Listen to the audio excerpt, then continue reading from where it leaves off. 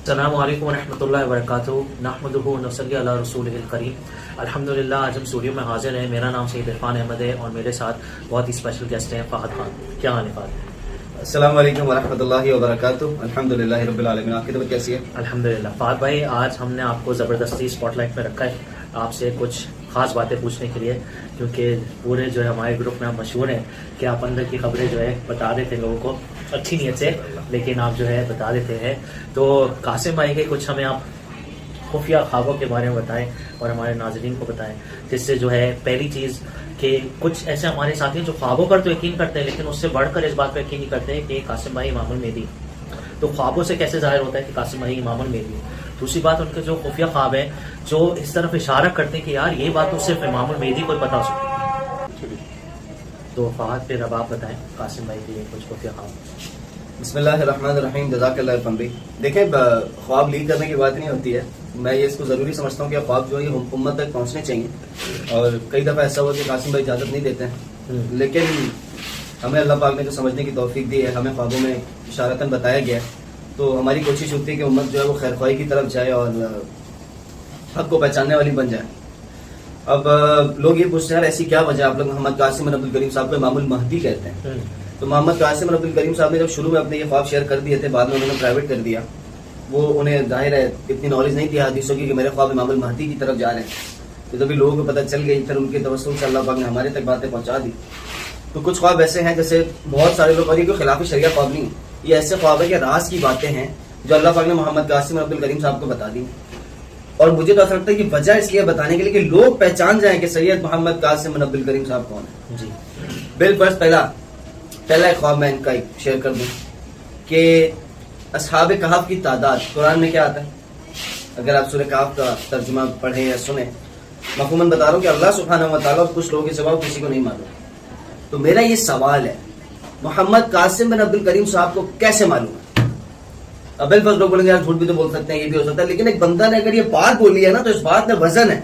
اچھا, میں آپ کو ایک بات بتاؤں کہ دو گروہ کا ذکر جو ہے سورۃ الکہف میں بھی, اور عمومی طور پر آپ لوگوں سے پوچھیں ان کا ذہن اس طرف جاتا ہی نہیں. بالکل صحیح. ان کا ذہن اسی طرف جاتا تھا کہ ایک ہی گروہ, چند لوگ تھے, ایک ہی گروپ تھا, ایک ہی گروپ تھا. اور قاسم لیکن بھائی یہ جو دو گروپس کی بات ہو رہی ہے, تو یہ بات جو ہے جب قاسم بھائی نے بولی بہت لوگوں کا ذہن اس طرف گیا. بے شک بے شک. تو پہلے آپ اس کو اتنا فوکس سے نہیں دیکھتے تھے, نہیں سنتے تھے. جی. اب قاسم بھائی یہی فرماتے ہیں کہ وہ دو گروہ تھے, اور ایک گروہ میں, اب وہ اس کوانٹٹی میں کنفیوز ہوتے ہیں, تھے تو وہ ٹوٹل 11 کی تعداد تھی اور ان کا ایک کتا تھا ساتھ میں, لیکن وہ اب اس میں تھوڑا سا کنفیوز ہے. یہ شاید اللہ والا, مجھے ایسا لگتا ہے شاید وہ جان بوجھ کے چھپاتے ہوں کہ ایکچوئل تعداد نہ پتہ چل جائے, یا پراپر میں اس طرف منظر عام پہ نہ آ جاؤں. مجھے پرسنلی ایسا لگتا ہے, میرا غلطی کا امکان ہے, یہ میری اپنی سوچ ہے.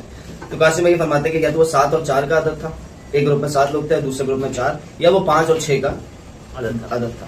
اب کہنے کا مقصد یہ ہے, اور قاسم بھائی کو خواب میں دکھایا گیا, قاسم ان سے بات بھی کرتے ہیں, پرانے زمانے کے جو لباس انہوں نے پہنے ہوتے ہیں لمبے لمبے اس طرح کے, بڑا اچھا قاسم ایکسپلین کرتا ہے. پھر آپ یہ دیکھیں عرفان بھائی کہ دابت الارض کس طرح دکھتا ہے. آخری زمانے میں ایک جانور آئے گا, زمین پھٹے کی جانور نکلے گا, وہ لوگوں سے بات کرے گا. تو قاسم بھائی اس کو اتنا اچھا ایکسپلین کرتے ہیں کہ آف وائٹ رنگ کا اس کا چمڑا ہے, اس پہ بڑے بڑے بال ہیں, جیسے یاک آپ نے دیکھا ہوگا برفانی علاقوں میں جو ہوتا ہے, بڑے بڑے بال ہوتا ہے, اور بکری کی طرح کی اس کی شکل ہے, 2 ٹانگوں پر کھڑا ہوا ہے, اور چھوٹی چھوٹی سینگیں, وہ بات کرتا ہے لوگوں سے. یہ بہت خفیہ بات ہے. اب قاسم بھائی کی ایک اور بات میں نے سنی تو اللہ کی رحمت سے میرا دل میں اتنا ایک اطمینان اللہ نے ڈالا. قاسم نے فرمایا جب اللہ سبحانہ و تعالیٰ بات کرتا ہے تو کوئی بریک نہیں آتا بیچ میں, اور یہ بات بالکل سالڈ ہے. اور نہ سانس لینے کا وہ محسوس ہوتا ہے, بریک آنا, ہم بات کرتے ہیں نا تو بریک اس لیے آتا ہے کہ ہم سانس لے رہے ہیں. اللہ کو سانس لینے کی کیا ضرورت ہے, وہ تو بادشاہوں کا بادشاہ ہے.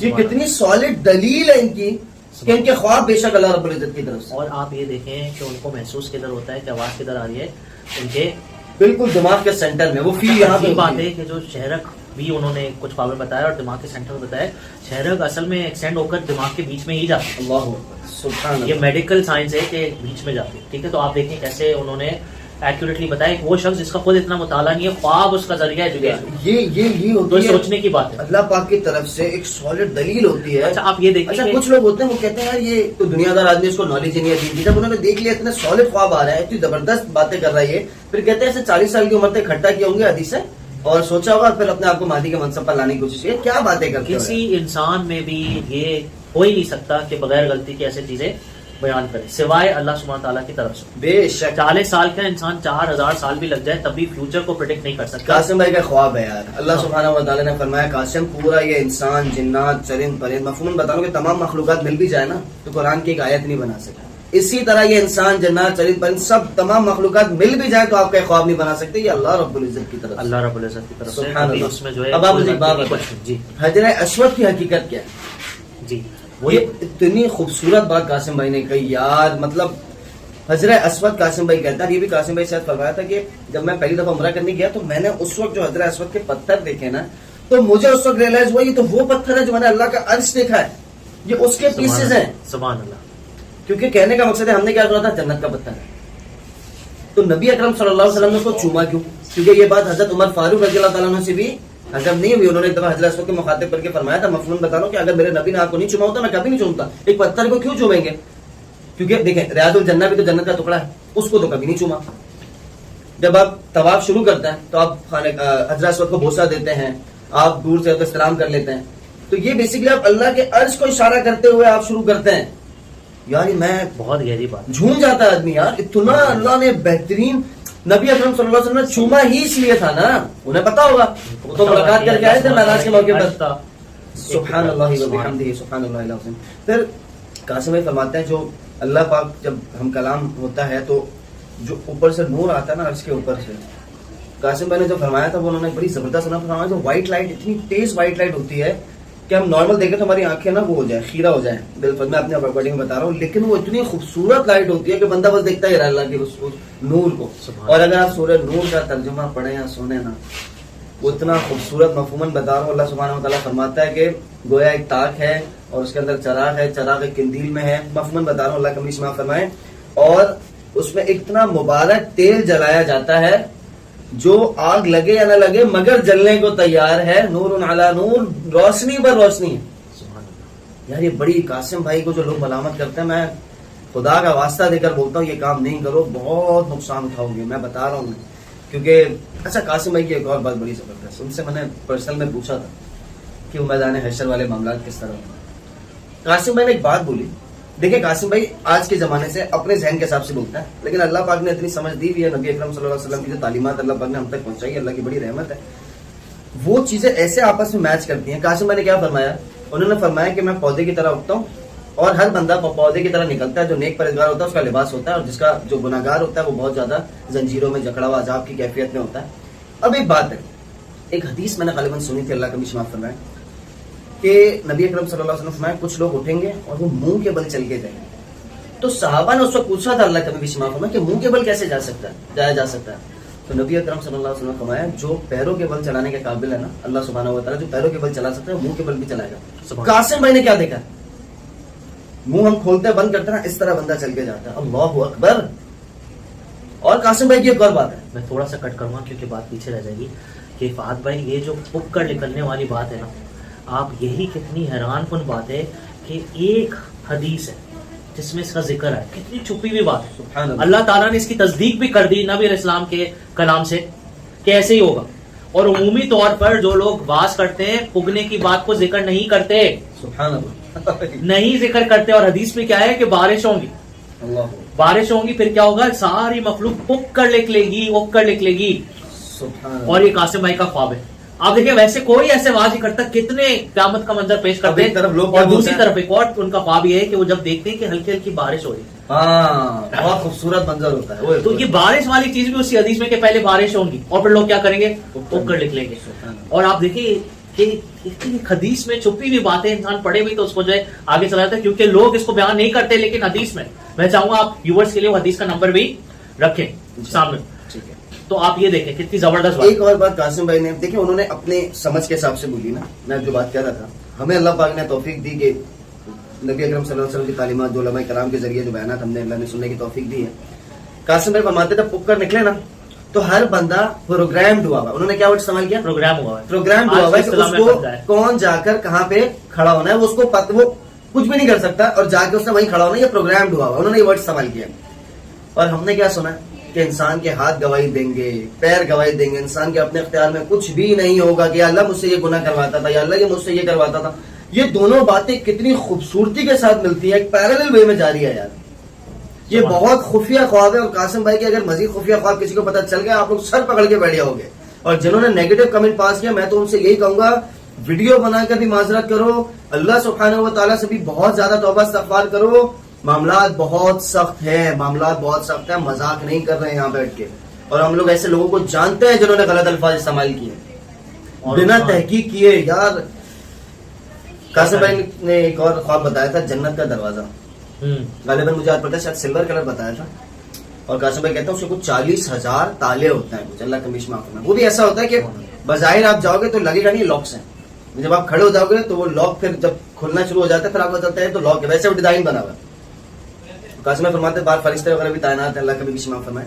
اور جب تک, اچھا قاسم بھائی کہتے ہیں جب میں دروازے کے آگے کھڑا ہوتا ہوں نا تو وہ جب لاک کھلنا شروع ہو جاتا ہے تو جب تک پہلا تالے کا کوڈ نہیں کھولے گا نا, اور ہر ایک کا الگ الگ کوڈ ہے, کتنے 40,000 تالے, اللہ کا بیچ معاف فرمائے, جب تک پہلے تالے کا کوڈ نہیں کھولے گا اگلا تالا نہیں کھولے گا.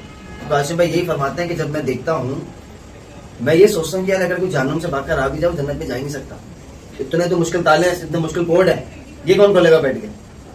نہیں کھول سکتے. اور ایک کھلے گا تو اگلا کھلے گا, سیریز میں سب کھلتے جائیں گے, نہیں تو وہ کھل بھی نہیں سکتے. اس کے بعد آپ دیکھیں کہ جو انہوں نے جو ہے اللہ سبحانہ تعالیٰ کا جو سایہ ہوگا اپنے نیک بندوں کے لیے, اس کے بارے میں جو انہوں نے منظر پیش کیا وہ حدیث کی پوری ایک تفصیل ہے کہ اتنا قریب سورج بڑا ہوا اور یہاں اللہ سبحانہ تعالیٰ کا عرش ہے, اور عرش کی وجہ سے جو ہے سایہ جو ہے ایمان والوں پر پیچھے تک جا رہا ہے, لمبا سایہ جا رہا ہے, اور اس طرف کفار کھڑے, اور کفار اور گناہ گار جو وہاں پر کھڑے ان پر کیا ہو رہا ہے, وہ سورج جو اتنا قریب پہنچا. وہ قاسم میں بڑا اچھا ایکسپلین کرتے ہیں, میں نے ان کی پلیسمنٹ پوچھی. قاسم میں کہتے ہیں سیدھا جاؤ تو رائٹ سائڈ پہ اللہ کا عرش ہے, لیفٹ سائڈ پہ کچھ کفار کھڑے ہیں, اللہ کم بھی معاف فرمائے, میں اپنی ورڈنگ میں بتا رہا ہوں. اور رائٹ سائڈ سے غالباً جنت کا دروازہ نکلتا ہے, لیفٹ سائڈ سے جہنم کا دروازہ نکلتا ہے, بیچ میں ایک چوڑی دیوار ہے, جنت اور جہنم کے بیچ میں ایک وائٹ کلر کی چوڑی دیوار ہے. سبحان اللہ. اور کچھ لوگ ہیں جو دیوار کے اوپر بیٹھے ہیں. میں نے پوچھا یہ کون لوگ ہیں, تو کہتے ہیں یہ وہ لوگ ہیں جن کا حساب کتاب میں نیکیاں, اور وہ شاید وہ انہوں نے مفہوم انہوں نے اندازن بتایا جو ہے سورہ نمبر 8 اللہ سورۃ الاعراف, اللہ اس میں انہی کا ذکر ہے قرآن میں, ان لوگوں کا جن کی نیکیاں اور بدی کیا برابر. کچھ علماء فقہا یہ فرماتے ہیں جو کفار کے کم عمر بچے, غیر بالغ بچے, ان کا انتقال ہوگا تو وہ بھی وہاں آ جائیں گے. سبحان اللہ. تو آپ دیکھیں قاسم بھائی کے جو خواب ہیں کتنا ہمارے دین کے مطابق ہیں, ایک بات بھی شریعت سے باہر نہیں ہے. میں تو حیران اس چیز پڑھتا ہوں, لوگ کہتے ہیں کہ شریعت نہیں آ سکتی حجت اس سے. بھائی نئی شریعت کون لے کر آ رہا ہے, شریعت مکمل ہے. لیکن یہ تو آپ کے لیے تفصیلات آ رہی ہیں کہ بھائی یہ ایسے ایسے, آپ دیکھیں بالکل اسی کے مطابقت رکھتا ہے. میں نے پہلے بھی آپ کو بتایا کہ حدیث کی کتنی باریکی ہے اس میں, کوئی بھی اس کو ویسے بیان نہیں کرتا کہ ایسے منظر پیش ہوگا. اسی طریقے سے جو چینج میں لوگ ہوں گے تو یہ بھی تو جو ہے حدیث مبارکہ سے ہمیں پتہ چلتا ہے, بالکل ویسے جیسے وہ بتا رہے ویسے حدیث میں لکھا ہوا ہے. بہت سخت معاملہ, جو عذاب کی کیفیت قاسم میں نے بتائی تھی وہ بہت سخت, بہت سخت, بہت سخت, بہت سخت. تو اس میں جو ہے ہم سب کو سوچنا چاہیے کہ بھائی اتنی تفصیلات وہ بتا رہے ہیں اتنی ایکوریسی سے, تو کیسے ہو سکتا ہے.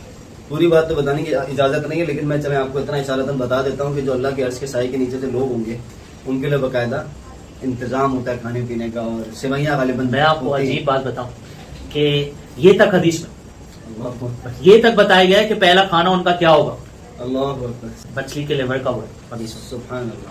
تو اس میں کیا ہے کہ جو وہ بتاتے ہیں نا خواب کا منظر کے دسترخوان بیچتے ہوئے دیکھتے ہیں اور کھانا لگنا شروع ہو جاتا ہے, وہ ساری چیزیں حدیث مبارکہ میں بھی بتائی گئی. اب بالفرض لوگ یہ کہیں گے کہ بھائی یہ تو پھر حدیث پڑھ کے انہوں نے بنا لی. ہاں آپ دیکھیں کہ جو بھائی اگر حدیثیں پڑھ کر بناتے ہیں تو اتنی جو چھپی ہوئی چیزیں باریکیاں وہ کون بنا سکتا تھا. دوسری چیز یہ ان کی ایکسپلینیشن ہے جو سمجھ میں آتی ہے بات, اور وہ ان کی اپنی مطلب اپنی آج کے زمانے کے حساب سے ہم نے بولا پروگرامڈ ہوتے ہیں وہ قاسم کے الفاظ تھے, لیکن حدیث میں ملتے جلتے الفاظ ہے. تو یہ انہوں نے ایک اور تشبیہ دے کر فرمایا کہ جو بھائی بلی جب واپس آتی ہے شام کو تو اس کے بچے اس کی طرف بھاگتے ہوئے جاتے ہیں. اللہ صحیح بات, اس کے بچے اس کی طرف بھاگتے ہوئے جاتے ہیں. تو تشبیہ دے کر انہوں نے سمجھایا نا, مثال دے کر. اسی طریقے سے آپ یہ دیکھیں کہ جو آپ پوچھ رہے تھے سوال, بھائی ہمیں تو پتہ ہے کہ اللہ سبحانہ تعالیٰ کو نہ نیند آتی ہے, نہ اونگ آتی ہے, نہ تکتے ہیں, تو یہ ساری چیزیں ہمیں اللہ سبحانہ تعالیٰ کی پتہ ہے, لیکن آج تک کسی نے اس انداز میں یہ نہیں بتایا کہ خواب میں انہوں نے ایسا دیکھا ہے. تو جب انہوں نے بتایا تو جس کو ماننا ہے, اللہ سبحانہ تعالیٰ نے ہر کسی کے لیے کھول کر رکھا ہے, جس کو ماننا ہے وہ کہتا ہے یہ تو میرے ذہن میں یہ خواب آج تک پہنچنے کے بعد آپ کے اوپر حجت اور زیادہ ہو جاتی ہے کہ اب اور زیادہ ڈیٹیل خواب آپ تک پہنچ گئے ہیں, لہٰذا آپ کو چاہیے کہ اللہ سبحانہ و تعالیٰ سے بہت زیادہ دعا کریں. بس ایک آخری بات کرتا ہوں پھر اس پہ وائنڈ اپ کرتے ہیں. میں نے قاسم بھائی سے پوچھا کہ حوض کوثر دیکھا ہے آپ؟ قاسم میں نے کہا ہاں میں نے نہریں دیکھی ہیں.